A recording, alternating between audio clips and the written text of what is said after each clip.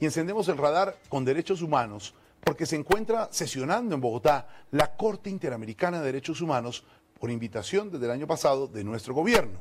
Hasta el momento ha celebrado 4 audiencias públicas, 5 sentencias y un seminario internacional sobre el fortalecimiento de la protección de los derechos humanos a través del diálogo jurisprudencial, en el que se han tocado temas como la desaparición forzada, el derecho a la integridad personal y la reparación a las víctimas.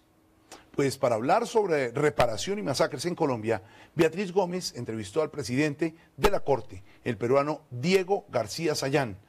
García habló de temas como la masacre de Mapiripán, la de Ituango, la de La Rochela, la de Pueblo Bello, entre otros sonados casos, los cuales ocurrieron hace ya varios años, pero no han cumplido con el proceso de indemnización a las víctimas y a sus familiares. También se refirió a los 2 fallos que emitirá la Corte relacionados con el bombardeo a Santo Domingo y la Operación Génesis, donde están involucradas las Fuerzas Armadas. Beatriz Gómez entra al radar. Doctor García Sayán, desde el punto de vista de las víctimas, la Corte ha venido haciéndolo bastante bien, pero el tema del cumplimiento de las sentencias de la Corte por parte de los estados se ha convertido en un verdadero problema. Yo diría que es en parte, pero básicamente hay un curso positivo para el cumplimiento de las sentencias.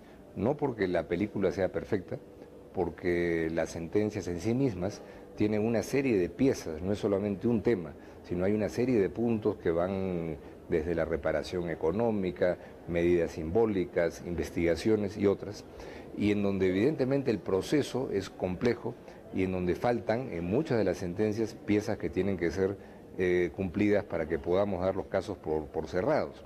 Pero solamente para mencionar un aspecto que tienen prácticamente todas las sentencias de la Corte, que es un componente de reparación económica.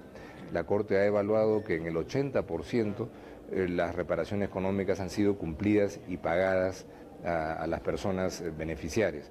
A veces las limitaciones son de presupuesto, otras veces hay algunos desencuentros institucionales al interior de los países con estamentos militares, otras veces son las dificultades de los procesos de investigación judicial de situaciones que son un poco lejanas en el tiempo. De manera que la película no es totalmente clara, pero sí un curso que hay que orientar en una dirección básicamente positiva, nos parece, ¿no? Algunos casos aquí específicamente en Colombia, le voy a mencionar algunos: la masacre de 19 comerciantes que fue cometida por un grupo del ejército con paramilitares. En este caso no estamos hablando de una reparación económica, sino de una reparación moral, la construcción de un monumento para rescatar y honrar el buen nombre de estos 19 comerciantes. Esto no se ha cumplido y no estamos hablando de dinero.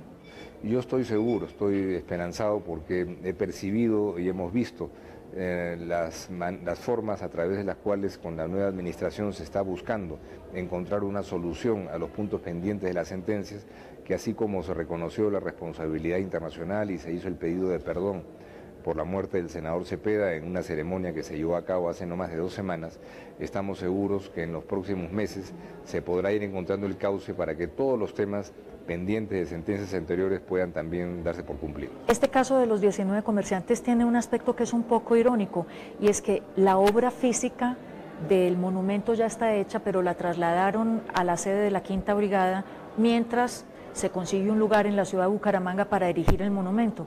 Bueno, pero la Quinta Brigada se vio involucrada en esta propia masacre, en esta misma masacre. No deja de ser una cosa muy irónica. Mira, a mí me es difícil a nivel personal, porque soy el presidente de la Corte, sin involucrar a la Corte, hacer una apreciación sobre esto. La Corte lo hace periódicamente a través de resoluciones, evalúa cuáles son las restricciones y limitaciones que hay para el cumplimiento de cada uno de los puntos, y me tengo que remitir lamentablemente a eso, que sé que es lo que periodísticamente menos atrae, pero tengo que referirme aquí a la decisión institucional y no podría yo hacer ahora una apreciación personal, ¿no? Las masacres de Mapiripán, Ituango, La Rochela, Pueblo Bello, del asesinato del defensor de derechos humanos José María Ovalle, de los 19 comerciantes que ya hemos mencionado, y el caso Escueza Pata. En estos casos la Corte ordenó la atención psicológica de los familiares, un plan de ayuda psicológica que no se ha cumplido, y ya algunos miembros, algunos familiares han empezado a fallecer. Ha habido el año pasado una audiencia pública muy importante en donde en un solo paquete, por llamarlo de alguna manera, se analizó todos los casos en donde había un componente referente al tema de salud física y de salud psicológica para buscar una fórmula de respuesta institucional eficaz. Y estamos justamente en los diálogos con las partes en cada uno de los casos y con el Estado para que eso se pueda ir concretando a la brevedad.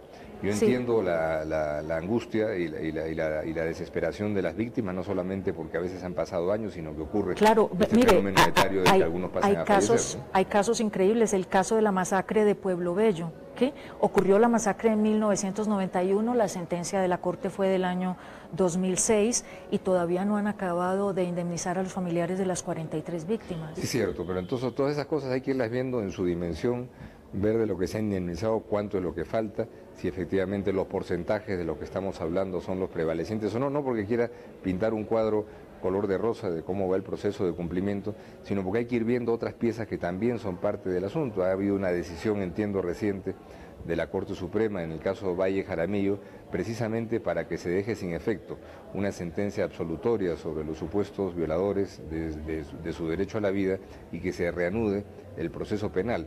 De manera que esto no está congelado en el tiempo y sentimos que hay una comunicación, no solamente de las autoridades hacia la Corte, sino entre las víctimas y el Estado, que nos parece un elemento alentador, sin que sea, por supuesto, discutible, que hay disgusto también explicable, ¿no?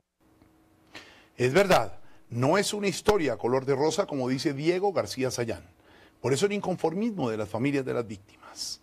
El radar regresa en unos minutos con más de esta entrevista de Beatriz Gómez y con el arquitecto Daniel Bermúdez, que construirá el nuevo centro de convenciones de Bogotá. Volvemos. Usted está en las coordenadas correctas. Usted está viendo el radar.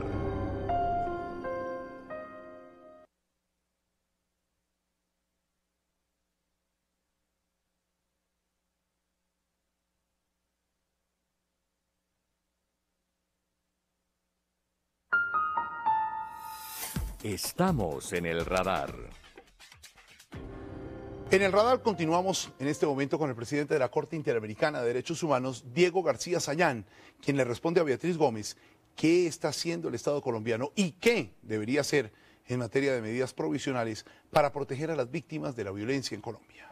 Más que disgusto, hay un sentimiento entre muchas de las víctimas, una sensación de que hay desidia, de que hay abandono, de que hay una verdadera falta de voluntad de parte del Estado colombiano para saldar esta cuenta tan grande con tantos sectores, ¿no? Son apreciaciones que existen, lo sabemos, ¿no?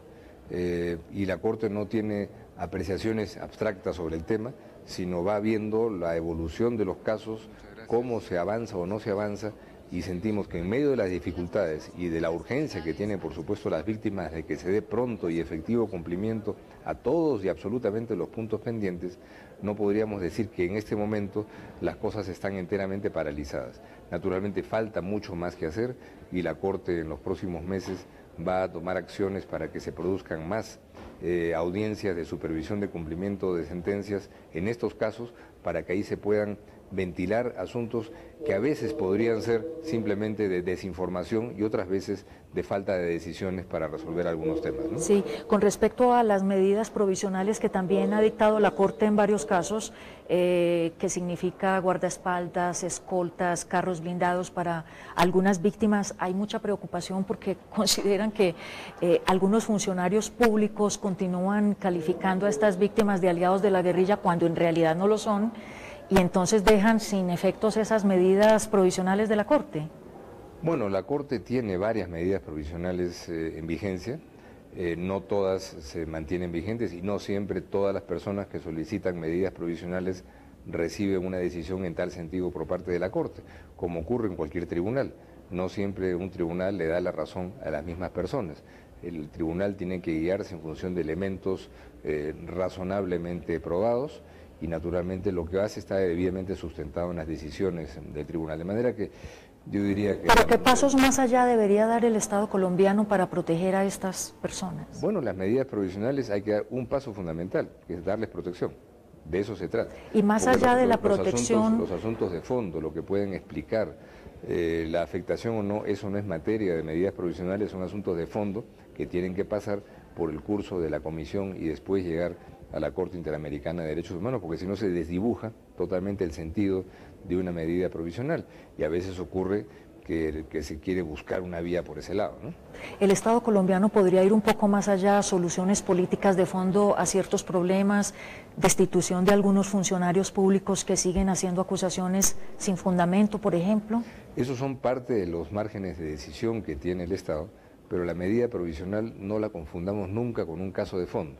La medida provisional tiene un solo objetivo, es evitar que se produzca un daño reparable, que a esa persona la maten, ¿no? Y el principal elemento, y porque la Corte tiene que supervisar que eso sea así, y si todos los otros elementos institucionales que puedan estar detrás, que explican, que facilitan, naturalmente pueden y deben de ser atendidos, pero ya está dentro del espacio de las decisiones políticas que la Corte no puede entrar porque no es su competencia, pero sí la Corte puede recibir, y de hecho así lo recibe, información muy detallada en casi todos los casos de Colombia y de otros lados, de los equipos de seguridad a disposición de la gente y de las dificultades que a veces puedan haber en la rotación de personal, equipos de comunicaciones y hasta vidrios blindados para las casas. No se llega a una situación perfecta, pero indudablemente esas medidas provisionales no se podría decir que son un saludo a la bandera o que son una cosa estrictamente formal, porque sí nos consta, porque eso está debidamente documentado en muchísimas resoluciones, que hay numerosas personas, no me atrevo a decir cuántas personas, no tengo la cifra en la memoria en este momento, que están sujetas a una protección permanente las 24 horas. Que eso funciona perfecto, probablemente no, pero que esas medidas sí tienen operatividad en la mayor parte de los casos, ¿no? Finalmente, algunos sectores aquí en Colombia se han mostrado preocupados por dos fallos que emitirá en el futuro la Corte Internacional relacionados con el bombardeo a Santo Domingo y la Operación Génesis. Estos sectores temen que la Corte llegue a establecer límites al uso de la fuerza por parte del Estado colombiano en medio del conflicto armado. ¿Qué fundamento puede tener este temor? Ninguno, porque la Corte está recién recibiendo los casos, la Corte tiene que recibir todas las piezas probatorias, tiene que producirse en los próximos meses audiencias públicas sobre estos tres casos, y recién después del examen de todas las piezas probatorias, de los argumentos de hecho y de derecho y de la audiencia pública, la Corte podrá tener criterios para llegar a una sentencia, y esa sentencia se va a dictar el próximo año. La Corte ha hecho un esfuerzo enorme en aras de acercar la justicia interamericana a las comunidades, acortando el tiempo de duración de los procesos. Sí, una cuestión.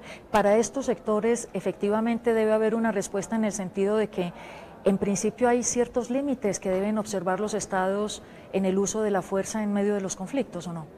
Bueno, no puedo adelantar absolutamente ninguna reflexión sobre estos casos, eso la Corte en pleno, y no el presidente ni ninguno de sus jueces por separado lo puede hacer, lo analizará y resolverá en su momento, pero en todo caso, en lo que respecta a los límites al uso de la fuerza en los conflictos, no hay que reinventar la rueda.